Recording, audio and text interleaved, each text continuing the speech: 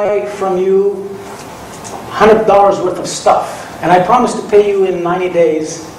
And I go to you today, I said, I promised to pay you in 90 days $100. What if I pay you cash today? What will you give me as a discount? What's my consideration? Well, the guy on the other side looks at the value. He says, $100 in 90 days? Give me 99. I'll take 99 today instead of 90, instead of 100 in 90 days. So it's a market-driven thing, just like interest rates. The more savings there are invested, the more the interest rates go down. And here, the more spending there is, the more the discount rate shrinks. Because if people are buying hand over fist, the retailer has lots of money sitting in his till, says, give me a small discount and I'll pay you early. But if things are tight, if spending is going down, the propensity to spend is dropping, he's going to look around and say, I don't have that much gold here. You want me to prepay it? I want more discount. Give me a better break. Give me a better number. So this varies with the propensity to spend, and this with the propensity to save. And the final word, saving and spending are not the flip side of the same coin. People get income, particularly gold, silver income. They have three choices, and only three. Hoard it, stick it under the pillow. Spend it, and some of it they have to spend. They have to buy food, they have to buy fuel, clothes. Or save it, that is, put it into an account or something where it's out for interest, or in effect, put it to work. So one can vary without, not influenced by the other. They're two independent things. So what does all this mean? Well, let's just, I get rid of this, okay? A little more room here.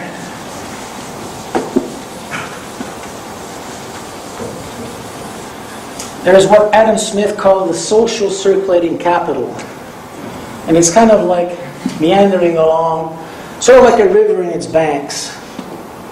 And the river consists of all these consumer goods in urgent demand, and whatever flows through here is part of this bill market. And the banks are fixed goods, fixed capital. The brewery has some kettles and a roof and some other stuff that sits there, and the beer kind of flows through it. The bakery has an oven and a counter and whatever, real estate. That's the fixed capital. Same thing with the gas station. You've got your tanks, your building, etc. But enormous quantities of capital flow through, and they used to be financed by the real bills or bills of exchange. So let's just review quickly. You got a retail bill, paid. You got a commercial bill, paid down the road, but it just is paid. There's nothing else to it. Then you've got these real bills or circulating bills of exchange that circulate. So some things drop out of this stream. They go too slowly. They don't flow. And some of them flow faster. For example, a bill drawn on beer or bread, no-brainer. Everybody's going to drink beer. Everybody's going to eat bread. It will never stop. Clothing, maybe, but it could also be a bit slower. Cabbages or sauerkraut, I don't know. And then you get the specialty stuff. All this drops out the bottom. So as you go up the scale, faster moving goods. Underneath, let's do it this way.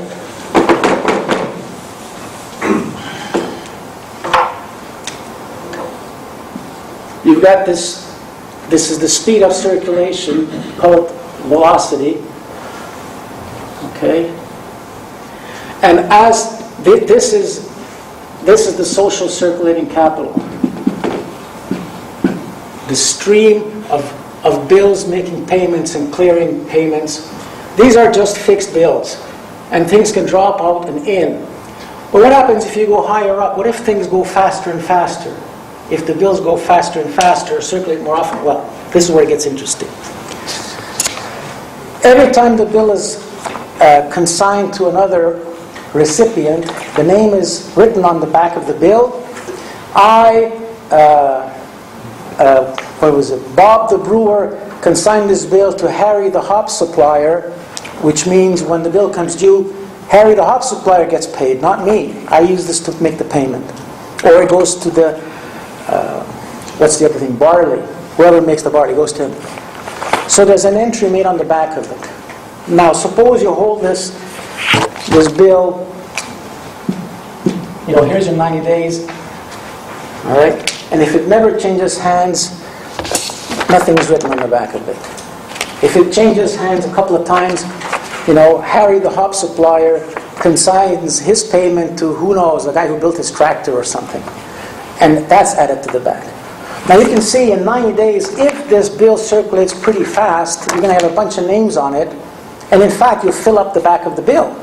So whoever accepted it in the first place, which happened to be the pub owner, will have to issue a new bill with a clean back. And this sounds kind of trivial, but it's not. It's not really. It's a hassle. And whose bills circulate the fastest? The ones closest to the gold.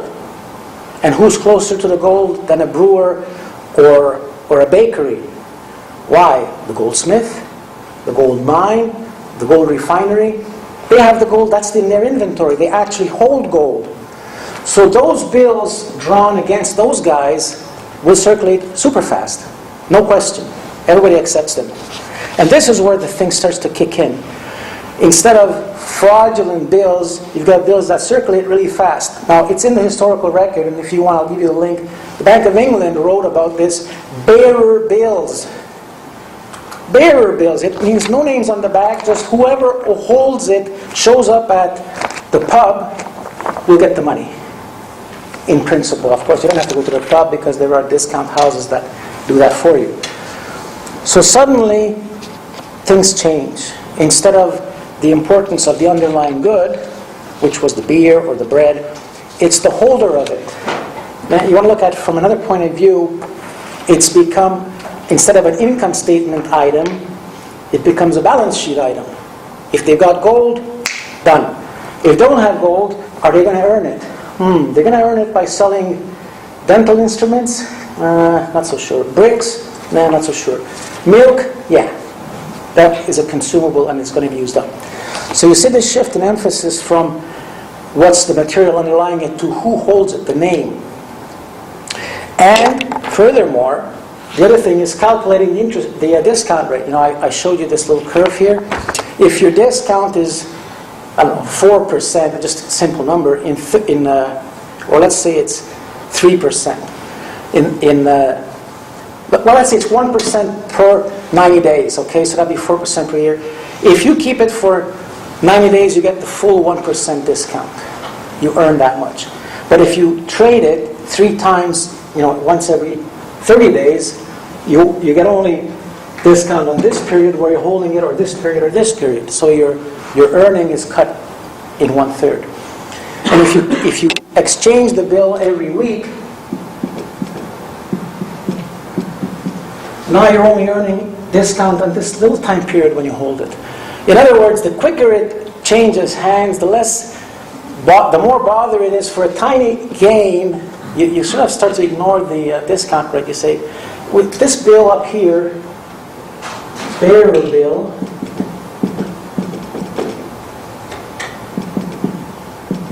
it circulates so fast, I'm not going to bother calculating the discount. It's going to circulate at face value.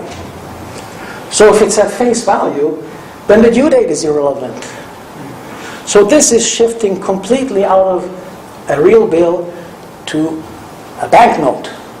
A banknote, which is a bearer instrument, redeemable on demand, anytime, by anyone, for gold. Period, full stop. Whereas the bill had a maturity date, and it had the merchandise attached to it, and so on. So all that stuff is gone. No more merchandise, the goods, the discount,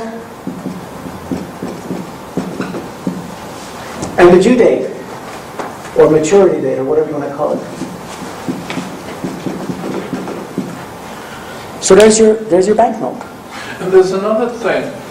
The banknote comes in round figures. Yes. Whereas a bill could be an odd figure. Absolutely. And it's very hard to pass on. Not hard, but it's cumbersome. I understand. That's the same like having to recalculate the interest, the discount. And of course, originally the banknotes came in large denominations, and they were alongside gold, and anybody who had a banknote would, as soon as possible, redeem their banknote for gold, for money. this was very clear that it's called reflux. But anyway, you see the emphasis changed from all this goods-oriented stuff into banknotes. So where does the fraud come in? Where does the fractional reserve come in? What's all the stuff? What's our problem today? Because this is still legitimate. If you've got a banknote, which is a liquid, which is a demand note in effect, you can go to the bank and say, I want my gold. Yes, sir, right there. If the bank has in the vault sufficient gold and in the portfolio instruments sufficiently liquid to pay all that off, not a problem. The problem comes when they start to use, for example, longer term bonds to back the paper. Bonds to back. Bonds to your back. That means if anybody wants their cash, their gold, theoretically has to wait for the bond to mature, or the bank has to go out and sell the bond in the bond market because it's not due. So you get your temporal shift, your times are off. So instead of, and of course this is what happened, and historically you can see this, and there were reserve ratios, how much actual liquidity do you need just in case people actually want their gold to pay it off. And this was shrunk and shrunk. And that's where central banks, or banks of issue, they should really be called banks of issue because they issue the paper, were invented, that if a bank is in trouble, they'll lend them some money, or some gold, to tide them over, offset the demand. But all this does is shift the burden up one level. And if all the banks want gold, because all the people want gold, central banks are going to be bankrupt, which is more or less the case today. So what's the next thing we do? Next thing? Oh, we don't make them redeemable. This is value, this is money. No? Let's be perfectly clear here. A bill is not money. It's a claim against money. It's the entirely, exactly opposite thing of money. You've got a bill, you have to pay it. A commercial bill is not money. It's a claim on money offset into the future. Bill of exchange, a real bill, is not money, even though it has a monetary purpose while it's in circulation. It is also a claim against money. A banknote is not money. It's a claim against money that's even more strict than a real bill, because it's payable on demand, not just when it matures. There's no maturity date. Right away, in gold, to bearer, anybody.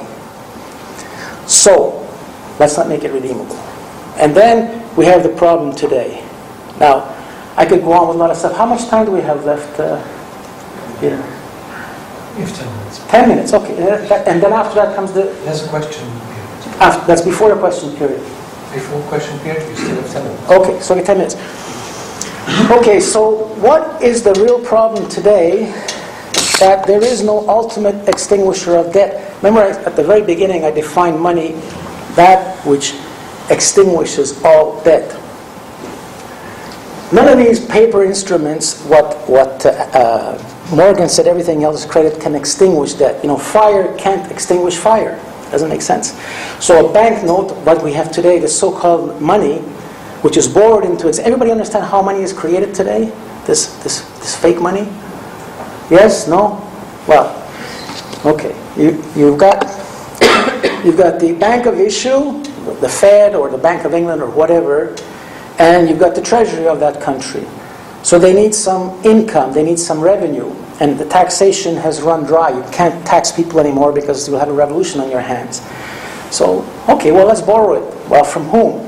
Well, originally, from anybody. People would just buy these bonds, the government bonds. Oh yeah, this is very solid and it's very secure and it's safe and the government guarantees it. The good faith and credit of Uncle Sam, of the US government, is behind it. Fine. But then we're up to $1 trillion. Do we want to borrow? Do we want to buy more of these things? Well, now the Fed starts to buy them. So when the Fed buys them, how does it do it? It actually prints up the money or pushes the button on the computer, $100 billion, sends it over to Treasury. Treasury writes the new bond over to the Fed. All the books balance, right? Liabilities, assets. That's fine. That's legitimate. No? Well, I don't think so. There's no intent to pay it back, and there's no way to pay it back because there's nothing to extinguish the debt. The only thing that can happen is it collapses because the money and the debt is equivalent. It has to be. All the money is borrowed. All the money is borrowed against bonds. bonds issued by the Treasury. Okay? So now there's another thing you hear today. We will inflate away the debt, or the Fed will inflate away the debt. What does that mean? Well, it means devalue the currency so much that the debt is worthless. That doesn't work. It can't work. Because even if you buy into the quantity theory of money and you say, well, we'll double the money supply, it'll be worth half, according to that little equation down here. So our real debt is half. Not true. Not true. Because in order to double your money supply, you must double your debt. Remember, you're creating bonds with the left hand and creating dollar bills with the right hand, and they must match, or else your books don't balance. And even they didn't go that far. But mind you, the Chinese did. Maybe 1,000 years ago, or certainly many hundreds of years ago, the Chinese had the same problem or issue with governments, never have enough revenue. And the Chinese emperor said, well, we're going to make some chits, paper money. And the emperor's name is on it, says this paper money is as good as silver, go and spend it. Wow. So, you don't want to spend it? Where's the spearman? The emperor of China had a monopoly of a huge, rich, enormous country and power, military power to do this. So the chits are as good as money. The emperor, I would put my name there, done. Well, what happened, of course, is the chits start to lose value immediately. And as they lost value, the emperor lost power, and soon enough the dynasty came to an end. There was a revolution and a war and what have you. And a new dynasty started. It's, we'll have silver, and eventually they issued paper again. They collapsed. Well, this happens so often in China that the Chinese passed laws against paper money. But again, laws can be changed and rewritten. When Marco Polo came back from his famous voyage, he brought some chests of Chinese treasures, including paper money.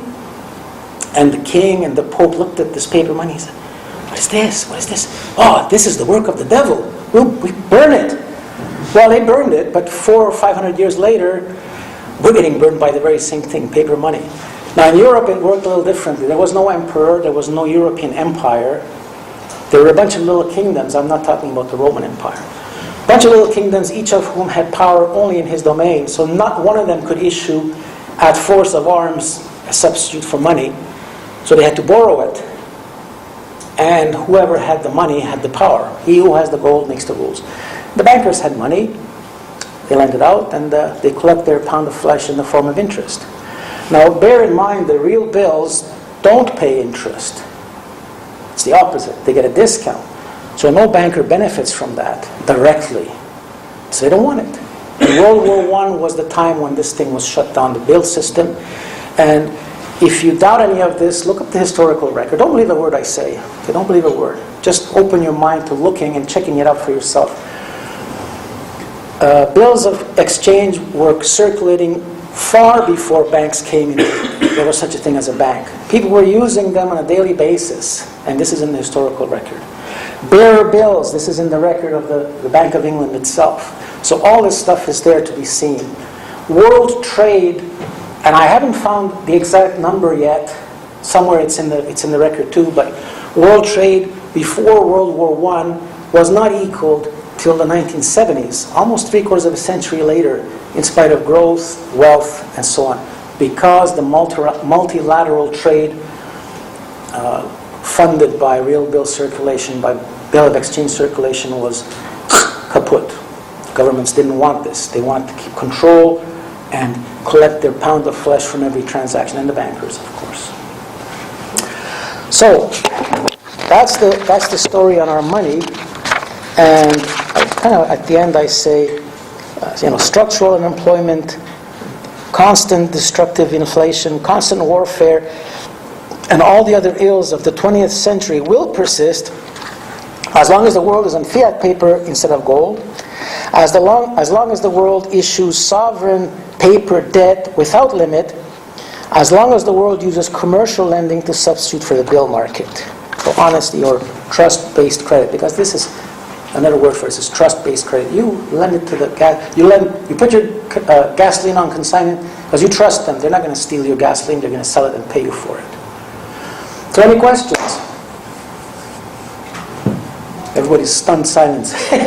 Yes, Antal. Early, I pointed out to you that the word is petrol. Petrol, yes. Not gasoline. Okay, I got to keep that in mind. I forgive you for that mistake.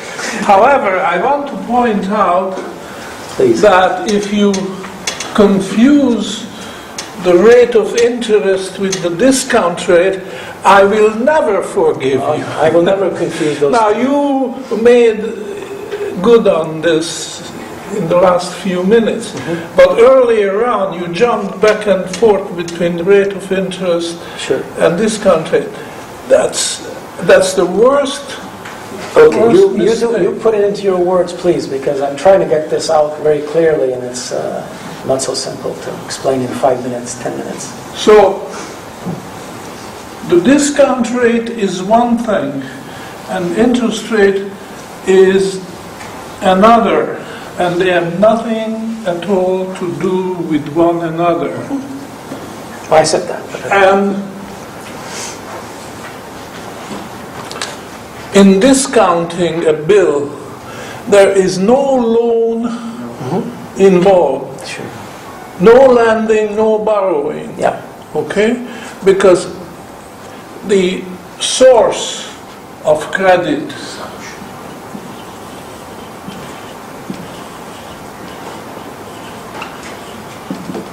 are two.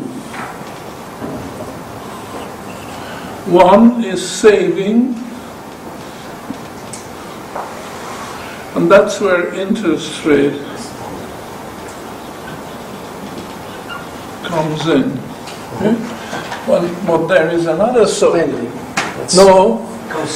Consumption. Very, very important. And this is paradoxical, because a lot of people say, well, sure, if you save, you can create credit. But if you consume, that's just the opposite. You destroy credit. Not true. Because consumption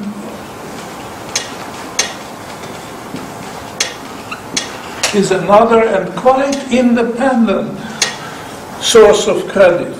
Very independent. And the two rates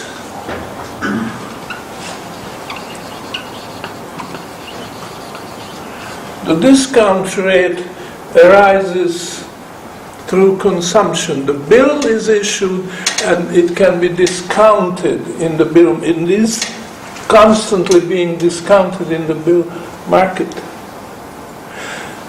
And when you lend money or borrow money, there's an interest rate. And both rates vary. But the interesting thing is that the two rates do not have to move in the same direction. They very often move in the opposite direction. Very important difference. And even if they move in the same direction, they could do it slowly or rather fast. As a general remark, this is much more nimble is the word. And this is sluggish. A lot of inertia is involved. It takes time for the rate of interest to change, whereas this could change several times during the same day. And the instrument here is the bond and the bond market, whereas here it's the bill and the bill market, which is trading them. And as I say, you've got to separate these two things very carefully, because if you don't, you end up with all kinds of mistakes. And that's one of the mistakes. You don't have to be ashamed, because Mises made that mistake. He confused the rate of interest with the discount rate. He just said discount rate, discount rate is just a different way of calculating the rate of interest for short term. This is fundamental. There's a chasm. There is a huge canyon between the two. And you've got to master that. You've got to understand. And this is, of course, Adam Smith.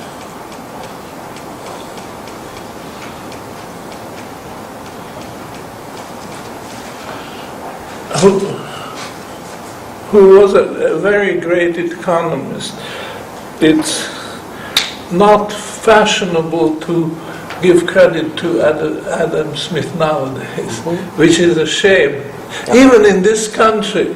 And Adam Smith was a great Englishman. He was a Scotsman, wasn't he? Well, Scotsman. Ah, no wonder. Sorry. Thank you, Professor. Like I said, I didn't have time to get into all of this, but I like to draw. It's a triangular situation. You've got this line here, and there's another line here. And underneath this are present goods.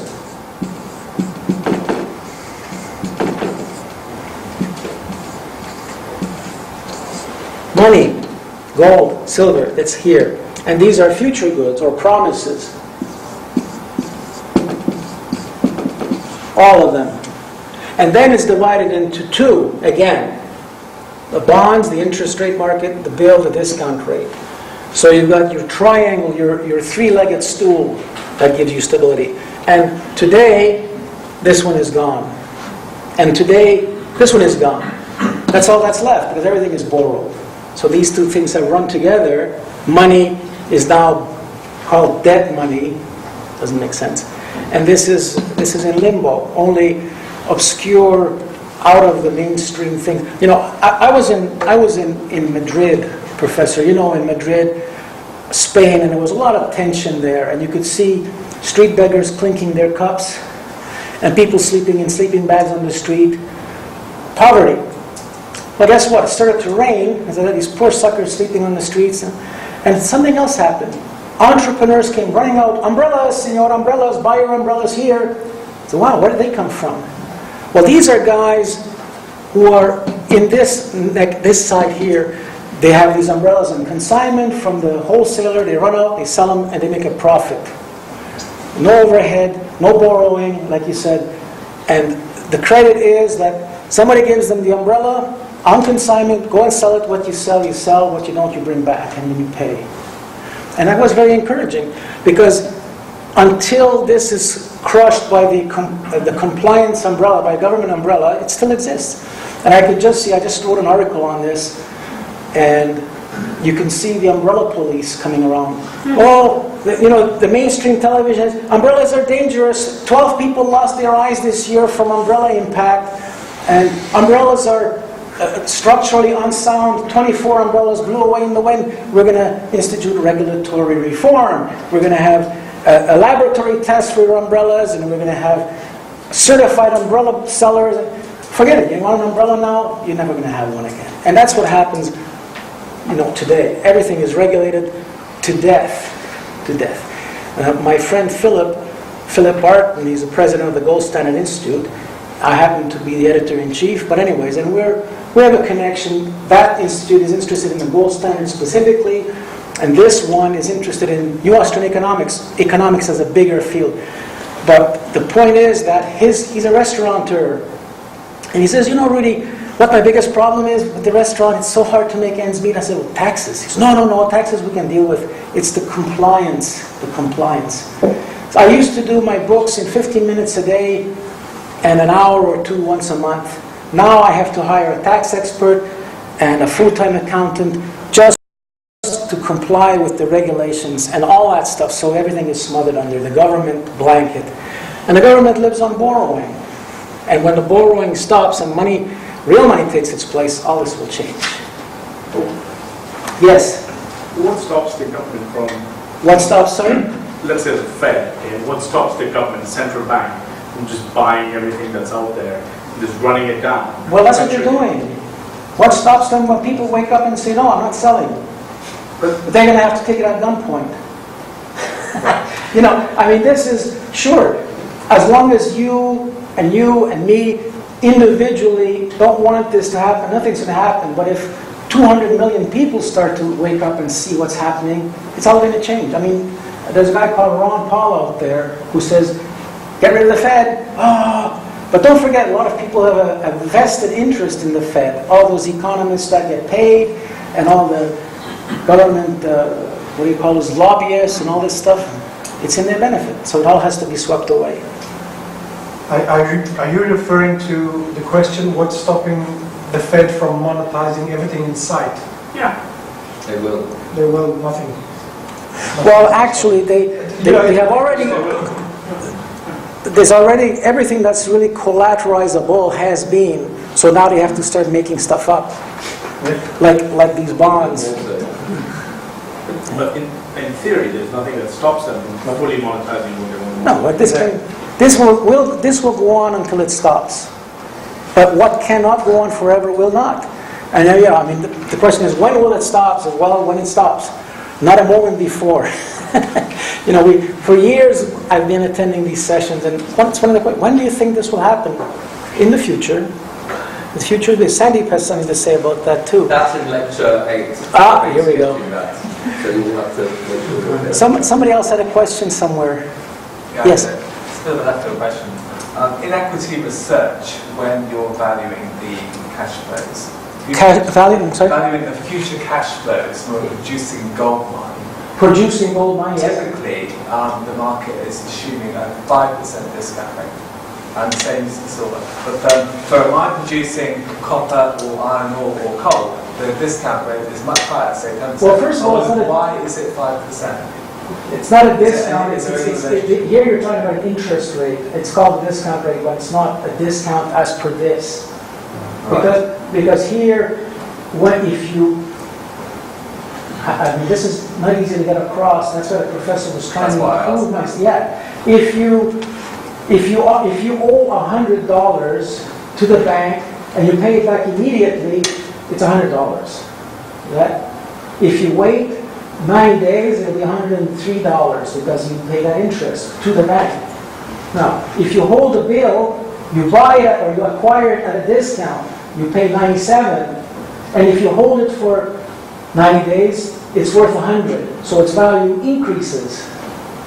See what I'm saying? You're holding an instrument that appreciates to maturity, pretty linearly.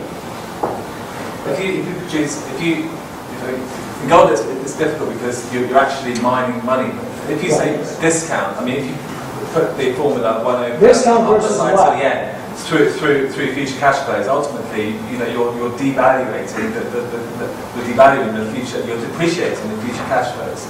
Well, first, I think when you're talking about cash, you're talking about dollars or paper money. In US dollars, let's say. Well, you see, this is all distorted by the fiat system.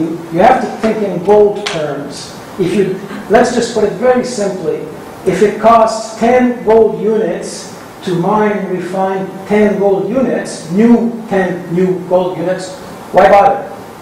If it costs 9 gold units in wages and expenses, whatever, to dig out 10 gold units, you do it, or somebody does it. And if it costs 11 gold units to dig out 10, only governments would do it. So what's happening now is that you've had a lot of inflation in the mining's in gold, the last 5 years, but you've also had the price of gold come back. So now the marginal cost of gold is pretty much where the price is. But again, this is all a distorted system. Under a gold standard, there is no inflation. If there's anything, the word deflation is not quite the right word, but it's the only word around. Prices gradually, slowly drift downward. Prices in gold terms, because of efficiencies of production, because of new technologies, whatever, and people benefit from this. If all you ever do with your gold or silver coin is hoard it, you gain. You hold it for 10 years, it'll be worth more than when you earned it.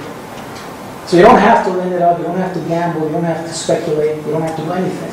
You just hold on to your gold. But today, you try that with paper money and you lose your shirt, along with some other parts of your life. You see what I'm saying? And even if and with gold, with this fluctuation, really, gold needs to be measured in ounces. A known weight and fineness of gold is money. full stop. The other thing reference to it, and today the US dollar is worth so much gold, and tomorrow it's worth less or more and whatever. And gradually, if you average out these lumps and bumps, you'll see the US dollar used to be 1 ounce of gold would get you 32 US dollars back at the turn of the last century, like $22 something. Then went to 35 and 44, and around Nixon it was already up around 70, and today it's what, 1,000, how much is it? So the same ounce of gold, it's just sitting there, an ounce of gold, today you would need to spend 1,000 some odd paper bucks to get that. So you got to translate it the other way. You know, until a few years ago, the Bank of International Settlement kept their books in gold units, not in any of the currencies. And I personally would not be surprised if the little gnomes in the back room still do, even though officially they don't. Anyway, I think we're out of time. So we're running out of time. Final word. I think I know what we need to clear out here is the financial algebra used to do the calculations is exactly the same for discounts working back in the future and for interest working into the future and discounts working back from the future to the present value.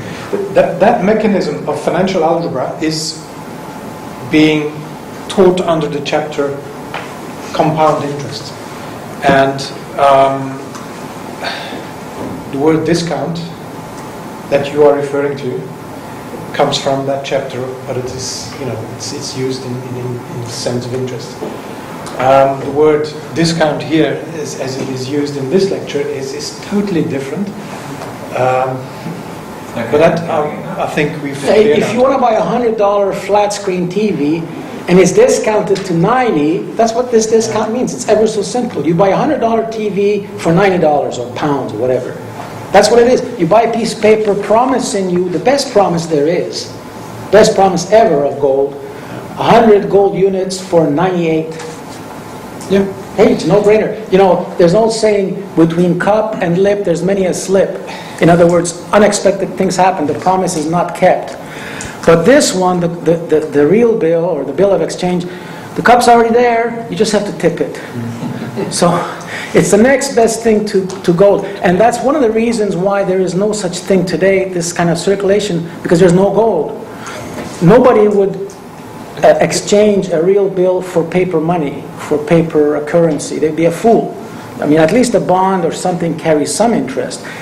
But the paper dollar, the paper euro, depreciates constantly. So why would you do that? Why would you trade a good, solid instrument drawn on consumer demands, are going to be sold, 30,000 liters of gasoline, payable in gold, the merchant's neck is on the line, it's as good as it gets. But if there's no gold around, forget it. It can't happen. Another way of saying it is the marketability of a bill, commercial bill in the sense of Adam Smith, is way higher than the marketability of the paper money printed by the Bank of England and the Federal Reserve System of the United States. And that can be proved. You can just bombard the market with more commercial bills, it will take it. But bombard the foreign exchange market with pound notes or dollar notes and see what happens. Just wait and see. Yeah, and this is innate to the system. If you think about it, how much does a gasoline station cost to build? I don't know, 200,000 pounds, 300,000, whatever. But how many dollars or euros of worth of gasoline flow through there over a year or two or three? Much, much more. And it keeps adding up. So that few $100,000 investment will then guide even millions of dollars worth of flow of these urgently needed goods. So the money to build the gas station is borrowed and paid in interest terms, but the gasoline itself, the money to pay for that is never borrowed. It's commercial credit, trust-based credit, real bills credit. And that... Okay, I'm going to... Yeah, we'll come to you, sir. Yes. I have one historical question.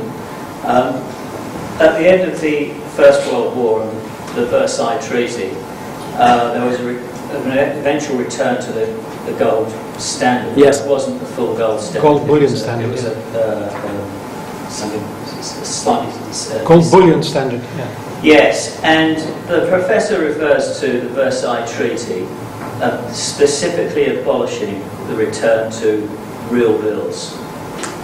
I cannot find any information as to whether that was contained in the Versailles Treaty. No, it's not in there. I've read the So- Versailles Treaty. It's not in there. It's in the So- political other political agreements and understandings and backroom dealings. It's not in the Versailles Treaty. It's not in there. But of course, there is lots of for all legal documents. There's preparatory work which is not published.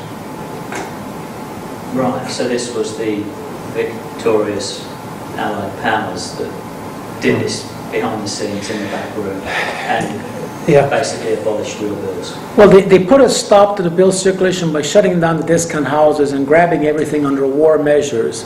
And then they never let it go. They never gave it back. It's still under debate whether it was deliberate or not. Well, is that controversial? On a bad day, I suggest the whole World War I was we can created for discuss that this, but purpose. not now because I have to give the floor to our youngest faculty member. But I'm going to give her a break, and you also, but just to go to a little sanitary break, and then we'll be back. 1 minute.